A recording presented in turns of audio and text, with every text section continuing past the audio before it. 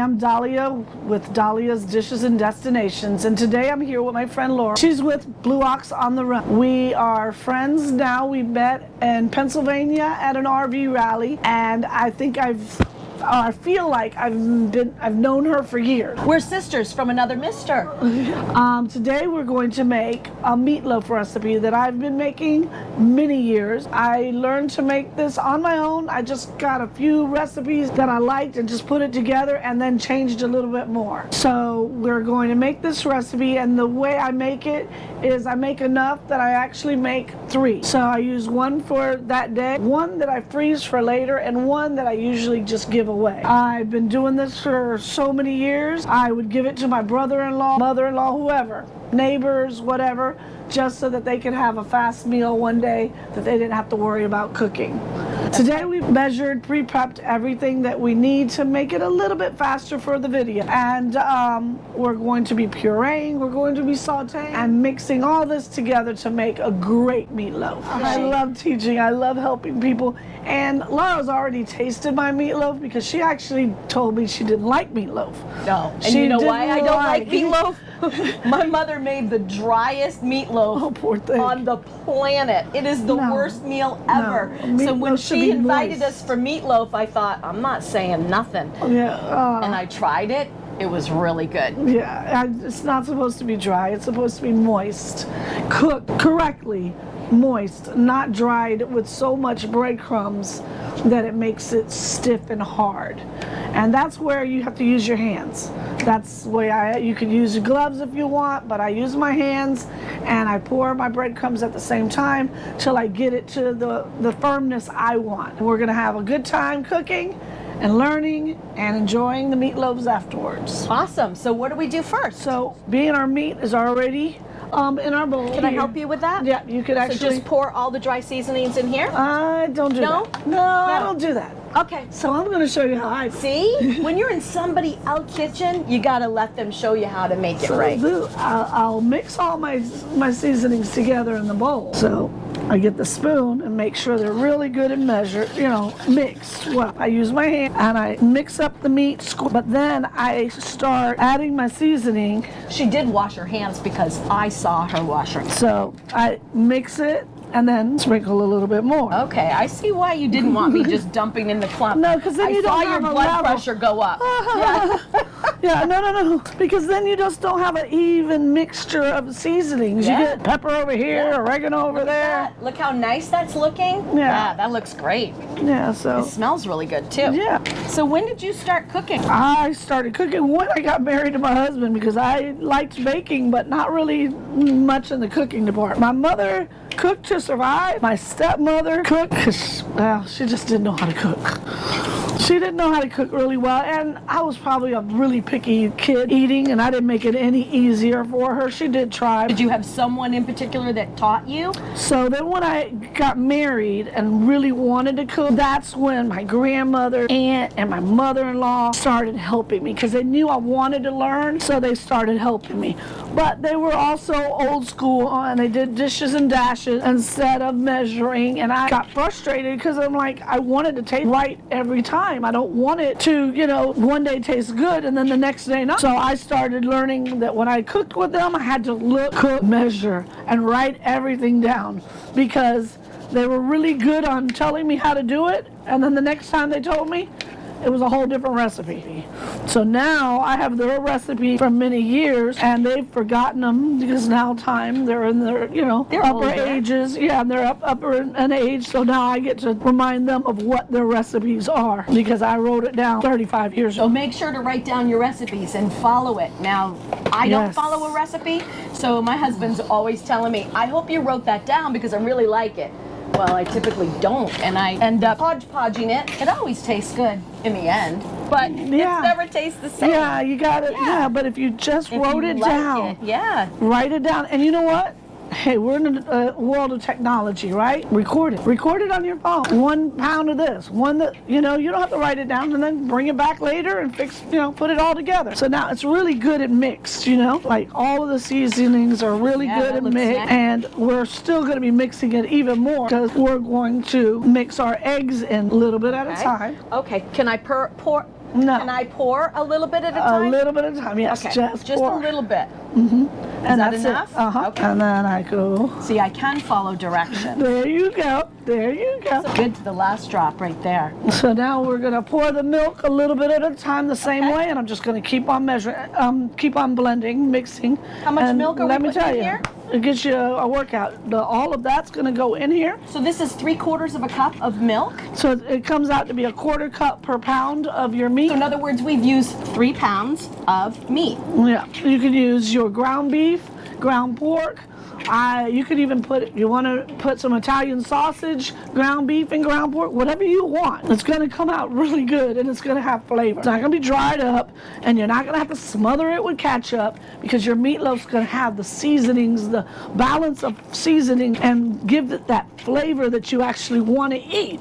You don't want to have to drown it with ketchup and Worcester sauce to give it flavor. Just to gag it down? Yeah, no, we're not going to do that. We're not going to do that. No, trust me, her meatloaf is delicious. You're going to love this recipe. Yeah, and you know what?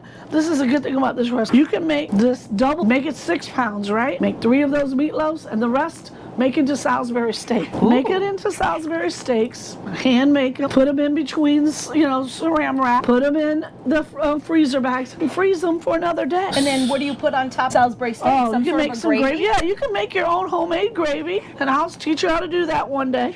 Or just buy some gravy. Buy some gravy. It's almost homemade, Saute some onions to put on top of that. Yeah, exactly. Ooh, I'm getting hungry. Yeah, exactly, right? I could go, and I'm Cuban, we eat a lot of rice. You know what? Put some Salisbury steaks with white rice with some gravy. Sounds good to me. I'm turning Cuban. Hanging out with my Cuban sister right here. That's it, baby. We teach you how to eat all our Cuban food. You're teaching me how to eat that food from Vermont. All right, guys, I'm back and I just finished pureeing all of my veggies. My onion and garlic are going to be sauteed first, and I'm going to add a little olive oil to the hot pan. Then I will saute the onion and garlic. We sauteed our green peppers, our orange peppers, red peppers, yellow peppers, whatever peppers they were. And we sauteed our onions and garlic and we mixed them all together. We let it cool. Now that it's cool, we can mix it into our ground beef mixture a little bit at a time, just like I did all the other ingredients. And then I just go ahead and use my clean hands so that I can mix it up together. And you can pour some more if you want. And you know, the beauty of this, and the reason why I wanted to learn this recipe, is that my grandkids are picky eaters. In the comments below, are your kids picky eaters? And they don't want to see a vegetable, right? Ew, that's yucky. So mixing this all together, it just looks like meat. But the other thing is, I have a granddaughter who doesn't like meat. So we're going to name this. It's going to be like the rainbow loaf, or maybe it'll be confetti loaf or something. If you come up with an idea, put it in the comments below, because we need a name for this for kids so they don't even know what it is. They just think it's special. And not only that, they're getting the nutrition that they need from the vegetables that they don't see that they're eating. Exactly. Which is the best part. I mean, this has got green peppers, onions, garlic, red peppers, yellow peppers, the celery.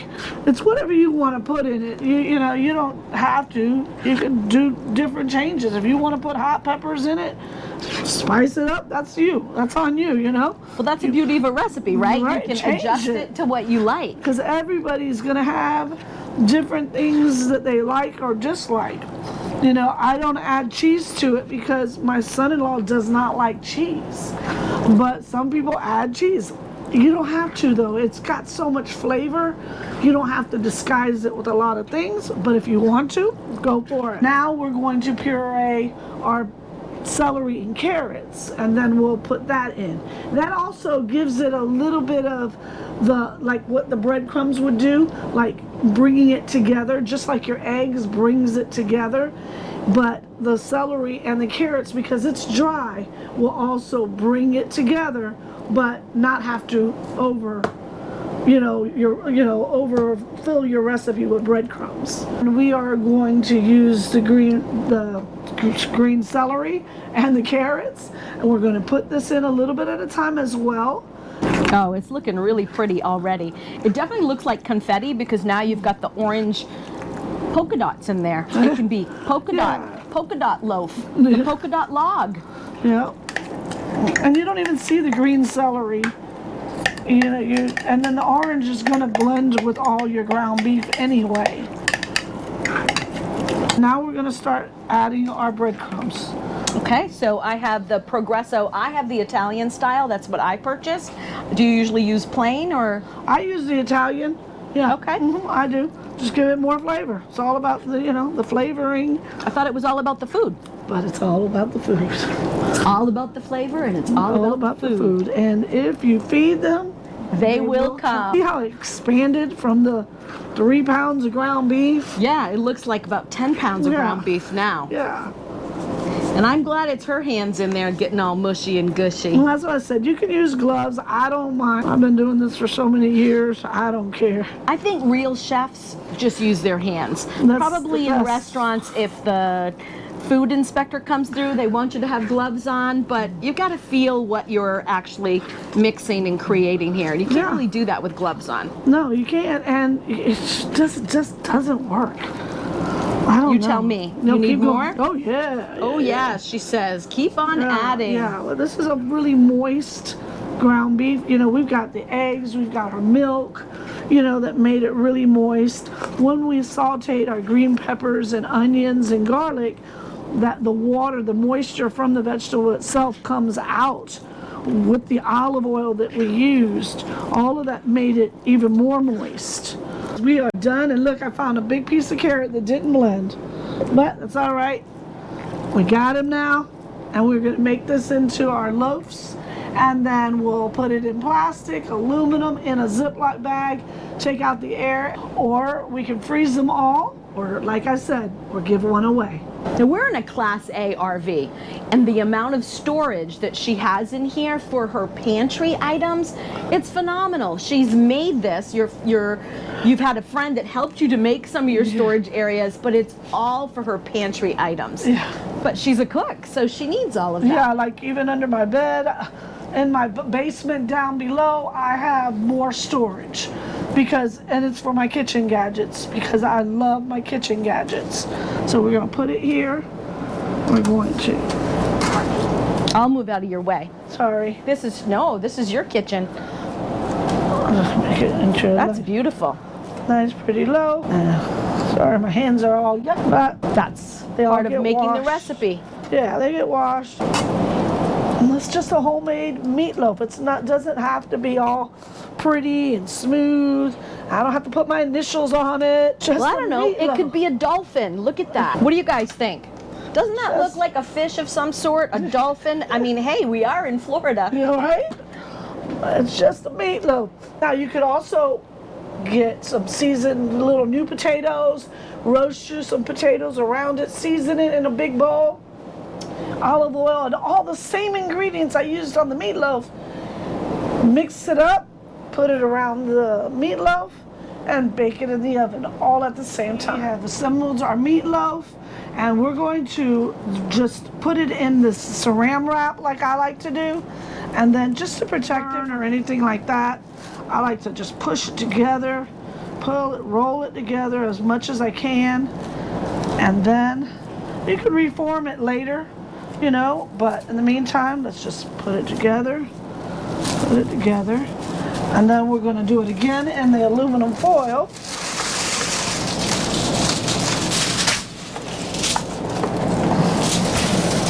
And do it again. And maybe this is overkill, but I just don't want my meat getting freezer burned, so. No, there's nothing worse than that. Yeah, you wasted, and spent a lot of time and money to make this, so.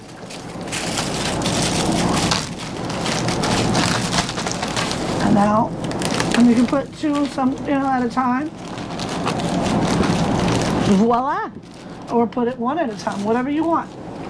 And then put it in the freezer and save it for another day. Or put it in the fridge and come back later on and make your meal with all the rest of the fixings.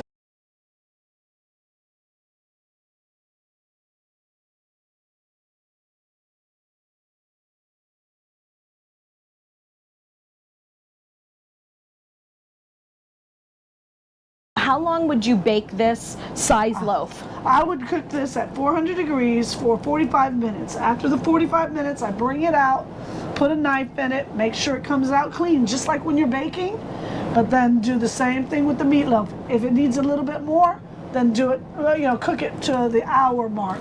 No more than that, but like I said, put the knife in, see if it comes out clean. If it comes out clean, it's done. I just want to say, Dalia, thank you so much for teaching me your recipe. I'm so excited. She is awesome. Thank you so much, Dalia. Thank you for letting me teach you. Yes, it was fun. Awesome. Well, guys, if you like this recipe and you want more to come, please put down in the comments anything you want me to teach you.